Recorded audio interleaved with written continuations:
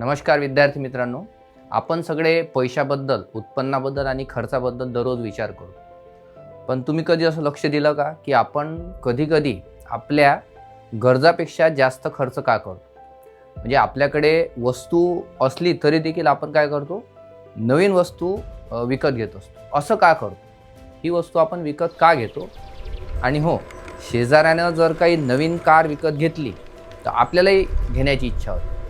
याचं उत्तर काय आहे? याचं उत्तर आहे ड्युसेनबेरी इफेक्ट, जो अर्थशास्त्रामध्ये महत्त्वाचा विचार आहे, महत्त्वाची संकल्पना आहे. आणि हो, हा फक्त तुमचा स्वभाव नाही आहे, तर जगभरातील लाखो लोकांना होणारा हा एक मानसिक आणि आर्थिक प्रभाव आहे.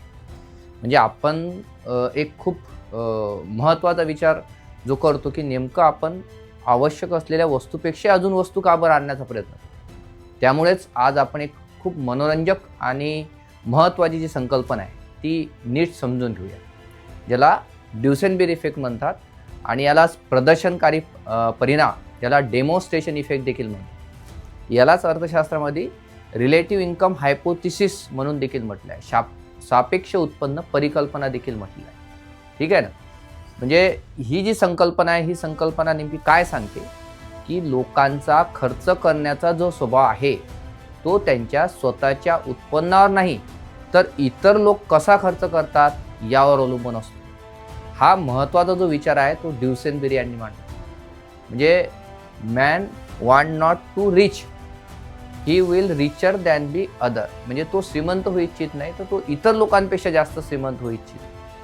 हीच जी संकल्पना आहे, तर ही संकल्पना 1949 मध्ये जेव्हा जग दुसऱ्या महायुद्धानंतर पुन्हा उभं राहत होतं आणि तेव्हा या अमेरिकन अर्थशास्त्राने एक असा प्रश्न विचारला की ज्याने संपूर्ण अर्थशास्त्राचं पारडंच बदलून दिलं. याचं नाव काय मित्रांनो? James tremble ड्युसेनबेरी.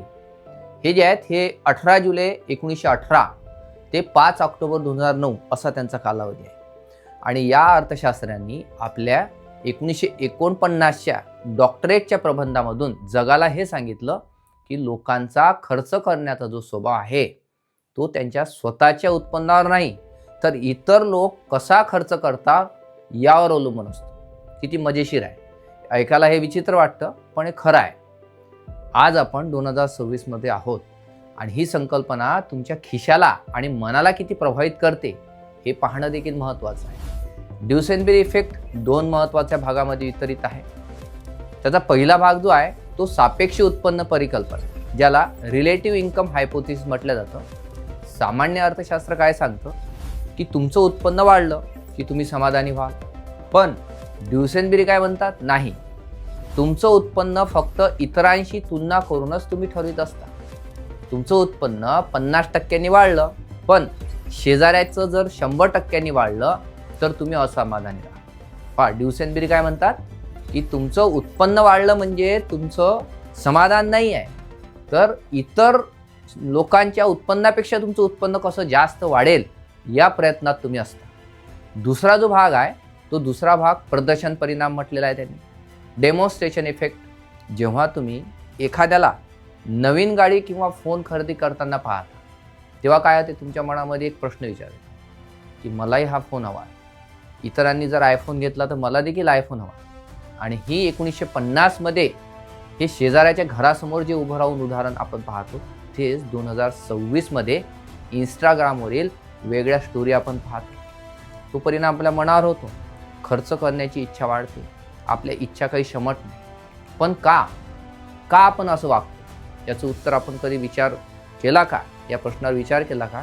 तर याचं उत्तर आहे की अर्थशास्त्राबरोबरच मानसशास्त्राचा परिणाम आपल्या स्वभावावर होतो, आपल्या उपभोगावर होतो, ज्याला सोशल कॉम्प्रिहेन्शन थेअरी देखील म्हटलं जाते. आपण नेहमी आपली तुलना काय करतो? इतरांशी करण्याचा प्रयत्न करतो. इतरांच्या गरजा वेगळ्या, इतरांची उत्पन्नाची आर्थिक स्थिती वेगळी, हा विचार आपण करत नाही. मग ती तुलना आपली शेजाऱ्याची असो, मित्राशी असो किंवा बॉलिवूड हॉलिवूडमधल्या सेलिब्रिटीशी असो. जेव्हा आपण एखादं स्टेटस सिम्बॉल मिळवतो तेव्हा आपल्याला आपण काय असतो? समाधानी राहत नाही. मग आपण आपलं स्टेटस सिम्बॉल टिकून ठेवण्यासाठी आपल्या ज्या गरजा आहेत त्या आवश्यक असलेल्या गरजापेक्षाही जास्त गरजा पाहायला मिळतात. कारण आपली नजर काय आता त्याही पुढे पाहण्याकडे गेलेली असते. ही एक अर्थशास्त्रामध्ये अनंत शर्यत आहे मित्रांनो. आणि ही शर्यत आपल्या मेंदूतल्या डोपामाइन नावाच्या रसायनामुळे चालू राहते. प्रत्येक नवीन गोष्ट मिळाली की हा डोपामाइन मिळतं, पण ते फक्त काही काळासाठी असतं. पुन्हा नवीन गोष्ट हवी असते.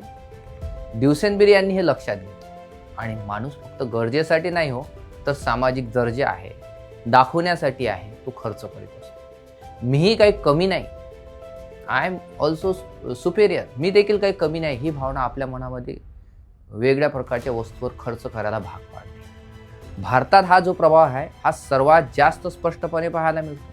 विशेषतः बघा, अनेक उदाहरणं देता येते, मी तर फक्त समजण्यासाठी काही उदाहरणं घेतो की लग्न समारंभ आहे, गावातील एखाद्या लग्नात डेस्टिनेशन वेडिंग झालं, तर पुढच्या लग्नात तेच करण्याचा दबाव नातेवाईकावर येतो की बाबा माझ्या नात्यामध्ये डेस्टिनेशन वेडिंग झालं, एवढा मोठा खर्च केला, आपले स्टेटस ठेवण्यासाठी आपण डेस्टिनेशन वेडिंग करा, कारण आपण मागं राहू नये ही भीती आपल्याला असते. दिवाळी आहे, ईद आहे, नवीन वर्ष आहे, सगळे जे सण आहेत त्याच्यामध्ये काही लोक कर्ज घेऊन सुद्धा खर्च करताना पाहायला मिळतात, कारण समाजामध्ये ही प्रतिष्ठा टिकवणं महत्त्वाचं त्यांना वाटतं. शेजाऱ्यानं 55 इंचाचा टी व्ही घेतला तर आपण देखील 55 इंचापेक्षा जास्त टी व्ही घेण्याचा विचार करतो. माझ्या घरी देखील त्यापेक्षा मोठा टी व्ही असायला. ग्रामीण भागामध्ये हाच नियम आपल्याला पाहायला मिळतो. शेजाऱ्यांनी जर काही नवीन दुचाकी आणली तर तुमची 5 वर्ष जी जुनी दुचाकी आहे,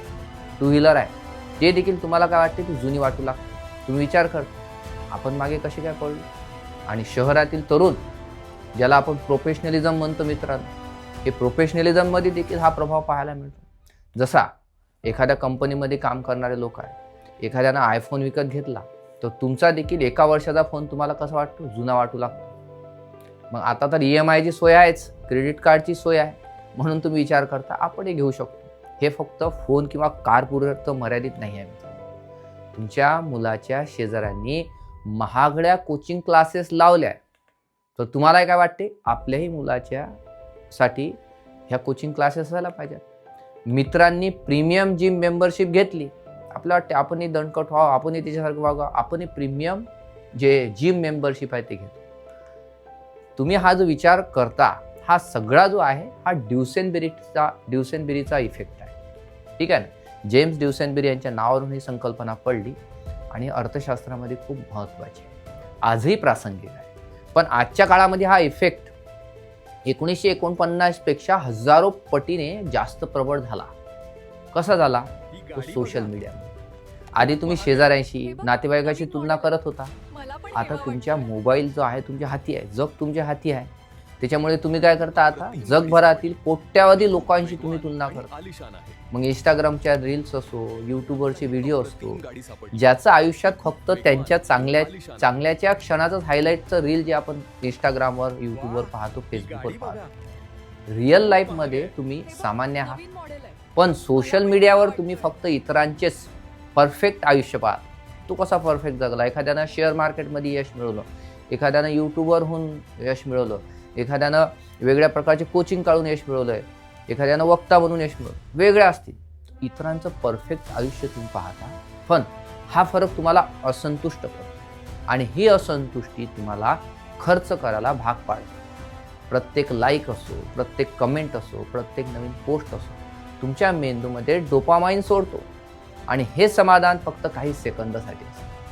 पुन्हा नवीन काही व्हिडिओ पाहिला तर पुन्हा तुम्हाला नवीन गोष्ट हवी असते. हीच तर मानसशास्त्रीय सायकल सोशल मीडिया कंपन्यांना माहीत आहे. त्यांना माहीत आहे की लोक विचार कसं करतात आणि ते त्याचा फायदा घेतात. जाहिराती तुम्हाला सांगतात की तुमचं सुख या प्रॉडक्टमध्ये आहे. इन्फ्लुएन्सर सांगतात की हे माझं आवडतं प्रॉडक्ट आहे. एखादा सेलिब्रिटी सांगतो की हे माझं आवडतं प्रॉडक्ट आहे, तशी तो जाहिरात करतो आणि तुम्ही विचार करता. आणि जर त्यांना हे परवडतं तर मला काय नाही परवडणार. परवडत नसलं तरी देखील तो परवडण्याचा अट्टहास आपण करतो आणि या इफेक्टचे परिणाम फक्त तुमच्या खिशावर नाही तर संपूर्ण अर्थव्यवस्थेवर होतात. आणि भारताचा जो सेव्हिंग रेट आहे मित्रांनो, तो गेल्या दशकामध्ये फार घसरला आहे. Personal loan, credit card, debit card याने सगळे व्यवहार वाढले. सगळे प्रकारचे वॅलेट्समध्ये तुम्हाला छोटे छोटे लोन मिळू लागले. तुमच्या फोनपेनं लोन आहे, त्याच्यानंतर तुमचं गुगल पेचं आहे. हे सगळे अल्प कालावधीचे लोन द्यायला कंपन्या तयार आहेत आणि तुम्ही त्याचा उपयोग करून गरजा तुम्ही अजून वाढवत आहात. कारण आपण खरेदी करतो पण बचत करत नाही. आपण वस्तू घेतो पण आर्थिक सुरक्षितता विसरतो. आज तुमच्याकडे नवीन फोन आहे पण उद्या अचानक खर्च आला तर दीर्घकालीन दृष्टीने जर बचत कमी झाली तर बँकांमध्ये गुंतवणूक कमी होईल. गुंतवणूक कमी झाल्यामुळे अर्थव्यवस्था काय होऊन जाईल? ढासळून जाईल. कंपन्यांना कर्ज महागडं मिळू शकतं. अर्थव्यवस्थेमध्ये वाढ मंदावू शकते. हा फक्त तुमचा प्रॉब्लेम नाही तर संपूर्ण राष्ट्राचा किंवा देशाचा प्रॉब्लेम. आणि महत्त्वाचं काय की या खरेदीनं तुम्हाला खरंच समाधान मिळत नाही. कारण ड्युसेनबेरी काय म्हणतात की समाधान हे उत्पन्नाच्या निरपेक्ष पातळीवर नाही तर सापेक्ष पातळीवर आहे. तुमचं निरपेक्ष पातळीवर नाही, उत्पन्नाच्या समाधान उत्पन्नाच्या निरपेक्ष पातळीवर नाही तर सापेक्ष पातळीवर इतर लोकांच्यावर तुमचं उत्पन्न अवलंबून असतं असं ड्युसेनबेरी म्हणतात. इतर लोकांपेक्षा तुम्ही श्रीमंत होऊ इच्छिता, तुम्ही स्वतः श्रीमंत नाही इच्छिता, इतर लोकांकडे पाहून त्याचा इम्पॅक्ट होऊन तुम्ही श्रीमंत होऊ इच्छिता. हा प्रश्न ड्युसेनबेरीनं केला. आणि या जाळ्यातून जर तुम्हाला बाहेर पडायचं असेल तर पहिला काय मार्ग आहे? सगळ्यात पहिले की आपलं बजेट तयार करणं. प्रत्येक महिन्याचा निश्चित आपला आराखडा तयार करा.